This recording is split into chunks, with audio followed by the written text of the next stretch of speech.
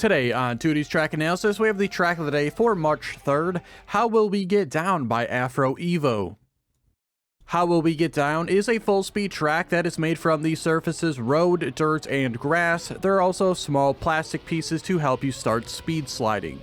It also has many of the Turbo Boost special block. For some reason, the track has two finishes, even though the quote risky finish is very easy to reach and has no speed requirement. The track is pretty average on difficulty, rating it just a 5 out of 10. I completed the track with a time of 49.514, which is 2.5 seconds ahead of the gold medal time and roughly half a second behind the author medal time. Overall, the track is very similar to most full-speed tracks, however I felt it had a little more focus on the looping and wall ride sections compared to most, though very good speed slides still give you a significant advantage. I would rate the track a ++. For the analysis today, we are using the current world record ghost driven by Josh 1248, and they had a time of 48.033, and this is 1.481 ahead of my personal best. Like most full speed tracks, a lot of the time difference comes from just getting absolutely perfect speed slides, so we don't have a ton to really touch upon today, but there are still a few things we will go over. Almost immediately at the start here, you can go around this curve and take it towards the right side to pick up this turbo boost that'll get you about 20 extra speed to start out the track. Something very small you can also do here to gain an extra speed or two is jumping off this right side to get slightly earlier ground contact.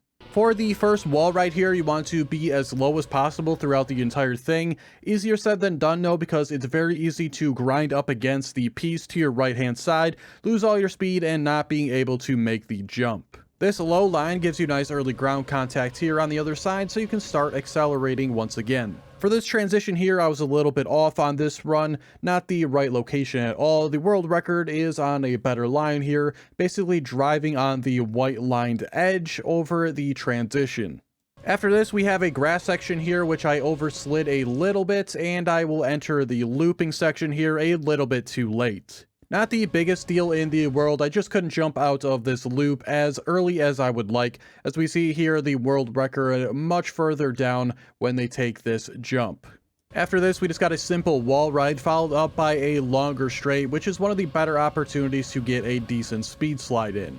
Only a few more things I want to touch on today, as these looping sections and wall rides are pretty similar in concept to majority of the other ones, barring a few exceptions. If you know how to really take one, you know how to take them all. Second to final thing right here for this loop, you'll have this black piece on the left and the purple piece to the right. You do not want to really drive over the black section at all, just barely go over to the right of it.